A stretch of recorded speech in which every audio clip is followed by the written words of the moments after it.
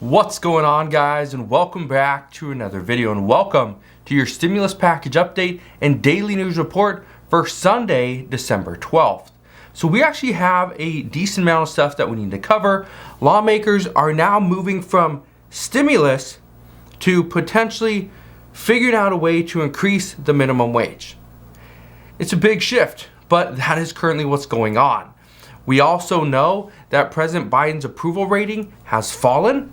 We also know that the child tax credit payments are actually considered one of the worries at this time because lawmakers have until the end of 2021 to pass the Build Back Better Act before these child tax credit payments would expire.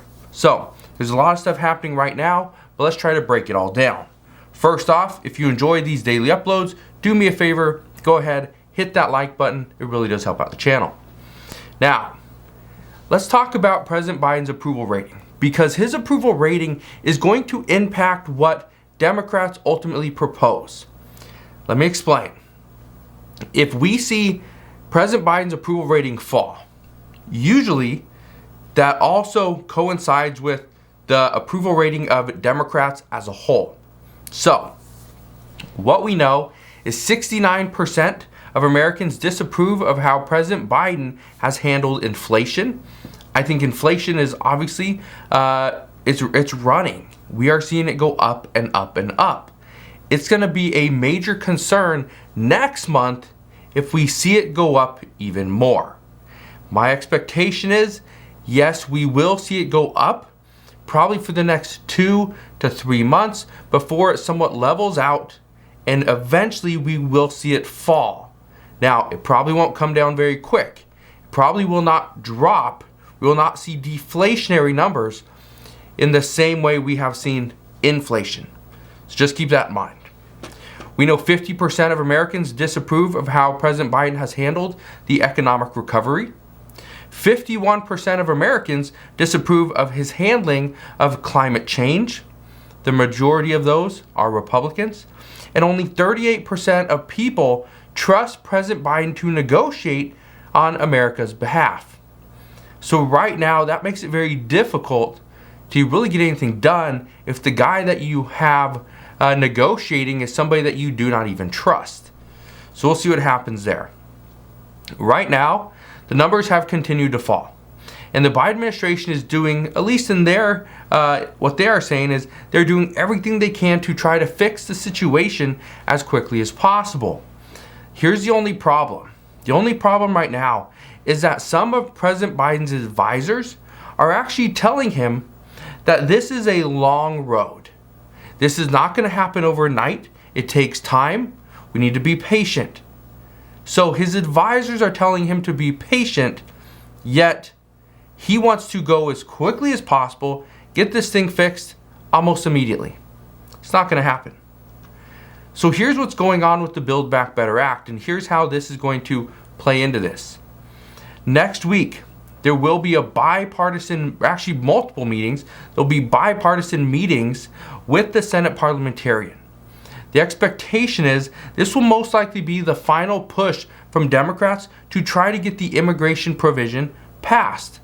But we do not know where the Senate parliamentarian's thinking is at, where her mind is. So, what I can tell you is this coming week will be a very important week. It will be a pivotal week to see what actually gets included into the Build Back Better Act. If the immigration provision gets pulled, there's a chance other things could be pulled as well. Okay? So, what we see happen this coming week is going to be a very telling sign as to whether or not this bill is ultimately going to pass. Some Democrats say if the immigration provision is not included, the next step would be to overrule the parliamentarian. However, this is not something that multiple Senate Democrats are willing to even consider. Senator Joe Manchin just said this week that no, that he is going to go with whatever the parliamentarian says. This is not one of those things that you pick and choose when it's convenient for you. You just always go with it. So we will see what happens there. But what could we see happen from here? Where do we go? Well, lawmakers have been discussing multiple different provisions to provide additional assistance to the American people. Some are good, some are bad, some, I'm pretty much indifferent on. But here's what you need to keep in mind. Right now, what I can tell you is that so many people are not sure if the child tax credit payments will be extended, if we see paid leave, if there's really going to be an expansion of Medicare, if prescription drug prices fall. Are we going to see that? We don't know. But with the recent CPI data showing inflation at 6.8%, and the expectation is it's most likely going to go up over the next couple of months, some argue that let's not worry about providing additional assistance and relief and stimulus. Let's just get employers to pay $15 per hour. That's the key. $15 per hour. Some argue that $15 per hour, though, is no longer acceptable. $15 an hour would have been acceptable in the beginning of 2020 or 2019, but now, after the past couple of years, with inflation where it is currently at, $15 per hour should be the starting point, not the end goal. So, one person, just give you an idea, one person that makes $15 per hour, they work 160 hours per month or 40 hours a week, work for 52 weeks, they would make roughly $31,200. That would be what they make before taxes. Okay. Well, once you factor in taxes, you factor in Social Security, you factor in Medicare, right? Income tax. And as long as there's no state tax, you'd be bringing home about $27,000. Comes out to like $26,800 or something like that. So we're just going to say $27,000. That means that person that's now bringing home $27,000, you still make more than double the federal poverty level, which is I think like $12,000 or something for an individual. But if you think you're going to be able to buy a home with $27,000, send a kid to college, invest, potentially retire, buy a car, pay for insurance, and do all these things, it's going to be very difficult. Just think about it. $27,000 a year divided by 52 weeks comes up to about $520 per week. Okay? A little under $2,100 per month. Now, here's what you need to keep in mind. The average rent on a one-bedroom apartment is about $1,200 throughout the US. And let me know down in the comment section below, where do you live and what is the average rent for a one or even two bedroom apartment? In West Virginia, what I can tell you is they're right around the bottom for average. This is where Senator Joe Manchin is from. West Virginia, this is where he's a senator for. He keeps on saying that his residents, his voters, are worried about inflation. Yes, they obviously are worried about inflation when they only pay $725 a month for a one-bedroom apartment. That's on average. In some place like Hawaii, you're spending about $1,600 per month for a one-bedroom apartment in Hawaii. Now, that's on average as well. But here's where the big discussions are coming in. The major discussions over the past couple of months have been on providing more benefits to those that are really in need. The lower income and the middle income households. How do we do this? The problem is all 50 Senate Democrats have to get on board with any stimulus, with any provision that's going to pass in the Build Back Better Act, because it needs 51 votes. So, here's what's happening. Since all 50 Senate Democrats can't get on board, right now many are looking at different ways to provide assistance. One of the easiest ways is to actually put money back into the American people's pockets, just give them more money. So, let's try to, entice or require employers to pay them more. That's what the discussions have been about. It's not on, let's cut taxes, right, which would help out a lot of people. It's not about, providing an additional stimulus check. It's not about raising Social Security benefits, right, or cutting gas taxes. That's not being included. And so that's the real problem. But keep in mind that the Senate parliamentarian has already ruled against a $15 minimum wage provision. So that's not going to be included. Democrats would be insane to put it back into the bill, pass the bill in the House, send it over to the Senate just for that to be pulled out, voted on, and kicked back to the House. Now, I don't know if they do this, but they could. Now, the only way right now to get through any of this stuff and get through the Senate parliamentarian, according to multiple Democrats, is to overrule her ruling. But like I already addressed, multiple Senate Democrats have already said they would not do this. Senator Joe Manchin was one of those that actually addressed this week, because that was the discussion. Is let's just put everything into the new bill.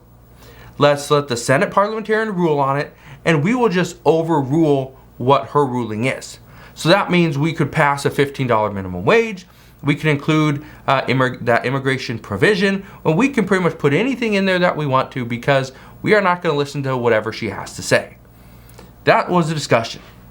So right now, the path forward with the Build Back Better Act, with any form of stimulus, with the $15 minimum wage or the immigration provision, right now, the path forward is murky at best. It's very cloudy where we are actually going. I don't think anybody knows. Now, here's something that we do know. According to multiple recent reports, they indicate that the child tax credit payments aren't as popular as the Biden administration was thinking. Here's the reason why. Being that only parents qualify, who does this leave out? It leaves out individuals, people with no families, and many elderly people. Mostly people on a fixed income or in college. This leaves out a very large percentage of the population, which means they're not really going to support it, being it doesn't benefit them. And I understand this, and I know this. Some people say, "Oh, that's they're just jealous that parents are getting all the money." Well, parents have been getting all the money. I'm a parent, right? But I'm not saying parents shouldn't get the money. I don't think elderly people are saying parents shouldn't get the money, but just be fair. Why should the elderly get screwed, have to pay more when parents are getting all the benefits, right? So even though everyone's seeing inflation, yes, but the problem is some are actually being given a form of a stimulus check or this child tax credit payment, which is technically an advance on your 2021 tax return. So I think that's the big issue. And the majority of people that don't qualify for this benefit are elderly. They're most likely on a fixed income, and they're simply upset because they have been promised things from President Biden that have not been fulfilled. For instance, it's $200 per month for Social Security benefits. Hasn't been increased. Now, even though many don't support this provision, Democrats know that leaving this provision out, letting it expire, would ultimately be detrimental to their plans to retain the House and the Senate in 2022. So, this would most likely cost them if they do not get this included. That being said, moderate Democrats are already pushing the Federal Reserve for tougher action regarding inflation. Now, many expect that we are going to see more inflation before things ultimately get better. I just addressed this earlier on in this video. But right now, more benefits will need to be paid out to those that are really struggling. That's the expectation. Now, I bring you these reports even though there's not a lot of discussions on how are we going to see additional benefits. What form of stimulus could be coming? How are the American people going to get some form of assistance from the government? Right now that we don't have a lot of discussions on the actual details, it makes it very difficult, but what I want you to understand is the path forward keeps changing. It went from let's provide for families. It changed to let's build back better, right? then right now the expectation is Build Back Better might be struggling because we need additional stimulus or support for the short term.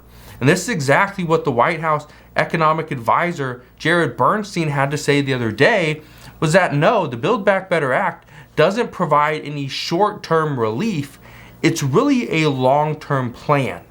So the expectation is lawmakers need to come back to the drawing board. They need to renegotiate and get short-term goals. That's the expectation as of right now. So as soon as we know more regarding what lawmakers plan on doing or what the Biden administration is thinking, I promise I will bring you those updates as soon as possible. Again, I just want to thank you guys for watching. Have a wonderful rest of your day. Consider subscribing, and I'll see you guys on the next one.